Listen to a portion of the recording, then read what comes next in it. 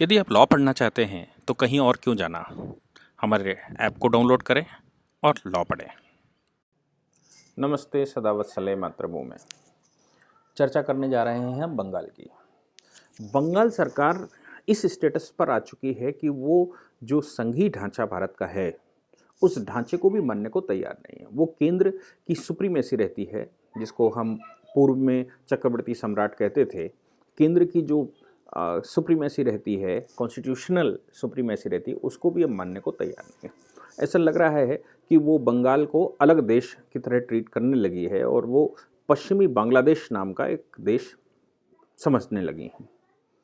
बंगाल में जिस प्रकार से चुनाव हुआ और बीजेपी ने 42 में से 18 सीटें जीती और तृणमूल कांग्रेस जो वहाँ पर सरकार चला रही है उसने 22 सीटें जीती।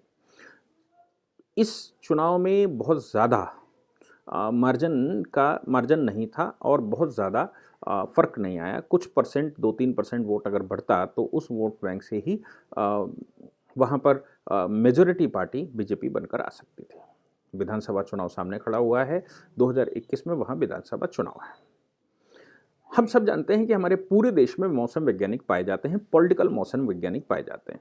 पॉलिटिकल मौसम वैज्ञानिक मैं इसलिए कहता हूँ क्योंकि उनको पहले से अंदाज़ा हो जाता है कि सरकार किसकी बनने जा रही है और वो अपनी मूल पार्टी छोड़कर जिसकी सरकार बनने जा रही होती उस पार्टी के साथ मिलना शुरू कर देते हैं। बंगाल में इस समय जिसमें जेपी नड्डा जी पर हमला हुआ, अमित शाह जी का प्रवास वहाँ चल रहा है। जेपी नड्डा के हमले के बाद केंद्र सरकार, होम मिनिस्ट्री ने जिस प्रकार से स्टेप लेना शुरू किया, उसके बाद कन्फ्लिक्ट होना स्वाभाविक था, क्योंकि बंगाल अपने आप को सुप्रीम मानता है या ममता अपने आप को सुप्रीम मानती है।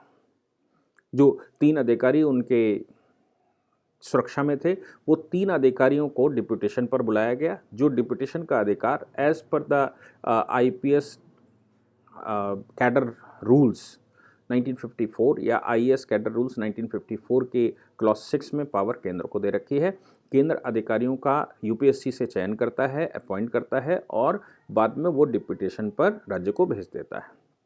डिप्यूटेशन पर जहाँ पर अधिकारी जाता है वो वहीं पर उसको सैलरी मिलती है। इसके अलावा डिप्यूटेशन चेंज करने के लिए उन्होंने सामान्य प्रक्रिया तो ये है कि केंद्र और राज्य की सहमति होनी चाहिए, या अगर एक से ज़्यादा राज्य इन्वॉल्व हैं तो तीनों की सहमति होनी चाहिए। लेकिन in case of any disagreement केंद्र को पावर होती है कि वो डिप्यूटेशन पर किसी भी अधिकारी को बुलाकर लगा ले।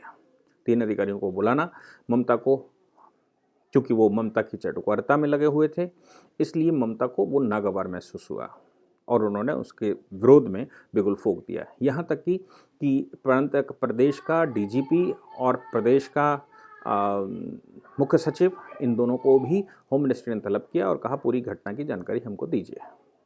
ममता को वो भी अच्छा नहीं लगा। वो कहती हैं कि घटना की जानकारी हमको देना है कि केंद्र को देना है। आफ्टर ऑल भारत एक सिंगल कंट्री है, सिंगल कॉन्स्टिट्यूशन यहाँ पर लागू होता है, सिंगल सिटीजनशिप लागू होती है, यूनियन के पास सर्वाधिकार सुरक्षित होते हैं। इतनी घटना होने पर केंद्र सरकार को ये भी पावर थी कि वो 356 लगाकर वहाँ राज्य में प्रेसिडेंट रूल लगा देता, लेकिन राज्य में ऐसा न करते हुए, राज्य की सरकार को बरकरार रखते हुए उन्होंने कुछ सवाल पूछने शुरू किए। उन सवालों के जवाब देना भी ममता को नागवार महसूस होता है। अभी मैंने जैसे कहा कि बीजेपी के कार्यकर्ताओं के ऊपर हमला हुआ और उस हमले में पुलिस ने जो चार्जशीट बनाई उन बीजेपी के कार्यकर्ताओं के खिलाफ ही बना दी जो कार्यकर्ता वहाँ जिनके खिलाफ हमला हुआ। जब चार्जशीट उनके खिलाफ बननी शुरू की, उनकी गिरफ्तारी शुरू हुई, तो उस गिरफ्तारी या चार्जशीट के अगेंस्ट में सुप्रीम कोर्ट वो लोग आए। सुप्रीम कोर्ट ने कल स्टे दे दिया और उन्होंने कहा कि इन अधिकारियों की गिरफ्तारी नहीं की जा सकती है और इनकी गिरफ्तारी का कोई औचित्य अभी नहीं बनता है, आगे इन्वेस्टिगेशन करिए और बाद में बात करेंगे, और सरकार को नोटिस कर दिया। इस पूरे प्रकरण में और जिस प्रकार से राज्य के जो मिनिस्टर हैं, जो एमएलएज हैं, वो भारतीय जनता पार्टी में शामिल होने का प्रयास कर रहे हैं और तृणमूल कांग्रेस से इस्तीफा दे रहे हैं, वो ये दर्शाता है कि इस समय मौसम वैज्ञानिकों ने ये अनुमान लगा लिया है कि अब बीजेपी की गवर्नमेंट राज्य में आ रही है और वो लगातार इस तरफ आने की कोशिश कर रहे हैं।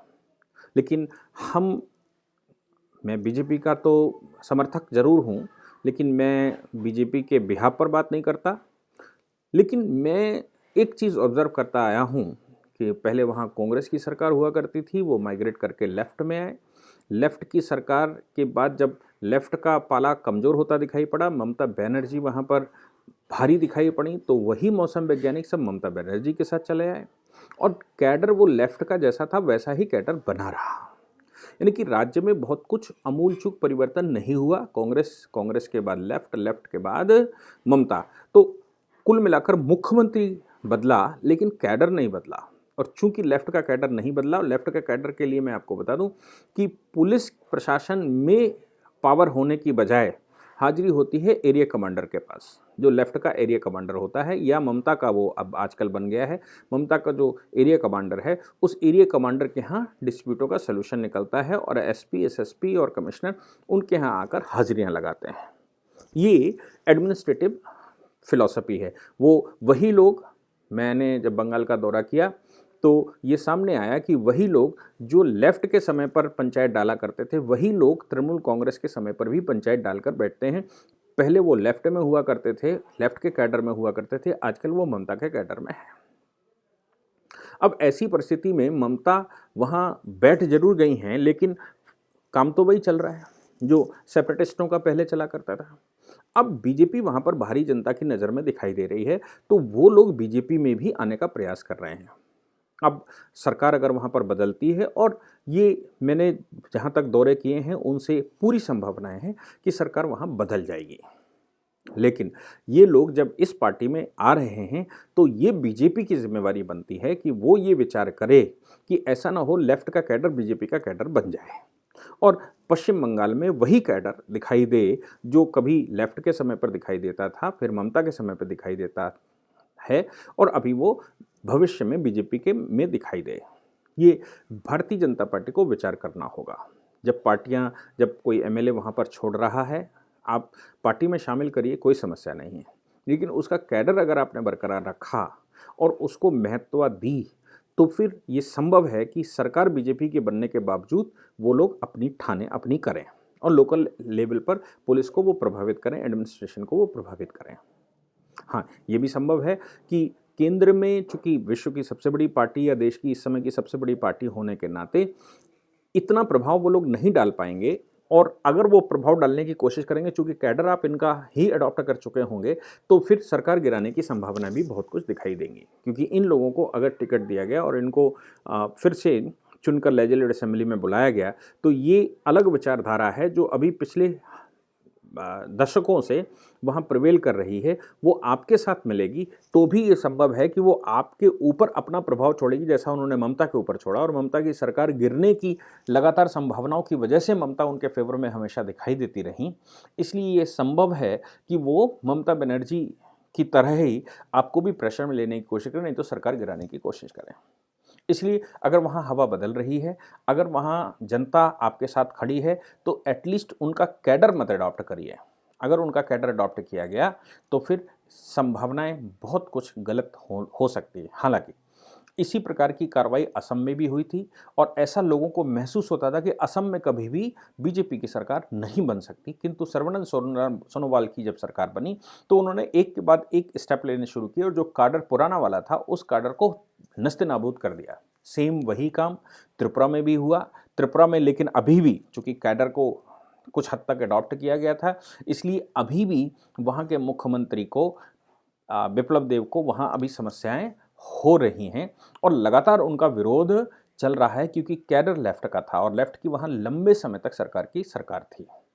इसलिए बंगाल में ये गलती ना हो, उसके लिए करना होगा कि जो टिकट का डिस्ट्रीब्यूशन है उस डिस्ट्रीब्यूशन को ध्यान में रखते हुए, और इस कैडर को क्या आपको करना है ये आप सोचिए, लेकिन मेरा जो मानना है वो ऐसा ना हो कि त्रिपुरा में जिस तरह से विरोध चल रहा है, और त्रिपुरा में वो काडर चूंकि आपने अडॉप्ट किया था इसलिए वो काडर ही उनका विरोध कर रहा है बिप्लब देव का। हालांकि वो प्रिवेल नहीं कर पाएंगे, फिर भी राज्य को अच्छे से चलने नहीं दे रहे हैं। इसलिए आपकी जिम्मेवारी बनती है कि आप बंगाल को अपनी दृष्टि से, अपनी नज़र से जैसे भी आप करते हैं वहाँ सरकार बदलने की आवश्यकता है, क्योंकि वो देश के विरुद्ध खड़ा हुआ है। सरकार किसी की भी बने, बीजेपी की बने या कोई और तीसरे दल की बने, लेकिन मेरा मानना यह है कि वो काडर पुराना वाला सब डिसमिस होना चाहिए और वो पूरी व्यवस्था को भंग कर देना चाहिए। अगर वो पूरी व्यवस्था भंग ना हुई तो पैरेलल गवर्नमेंट जो वहाँ पर चलती आई है हमेशा से, वो पैरेलल गवर्नमेंट वहाँ पर बरकरार रहेगी। और पैरेलल गवर्नमेंट अगर बरकरार रही तो ये संभव है कि हम जो परिवर्तन करना चाहते हैं या देश जो डिमांड कर रहा है बंगाल में परिवर्तन, वो परिवर्तन वहाँ ना हो पाए। मेरी शुभेच्छाएँ आज की जो पॉलिटिकल पार्टियां वहाँ लड़ रही हैं उनके साथ हैं कि वो उस काडर को भंग करेंगे, ऐसी मेरी इच्छा और ऐसी मेरी भविष्य में सोचने की ऐसा मेरा विचार भी है। Thank you very much. इस पूरी ऑर्गेनाइजेशन को चलाने के लिए आप नीचे डिस्क्रिप्शन से हमारे ऐप को डाउनलोड कर सकते हैं, जिससे कि लॉ स्टूडेंट्स को, लॉयर्स को और आम आदमी जो लॉ जानना चाहता है वो पेड क्लासेस का लाभ ले सकता है।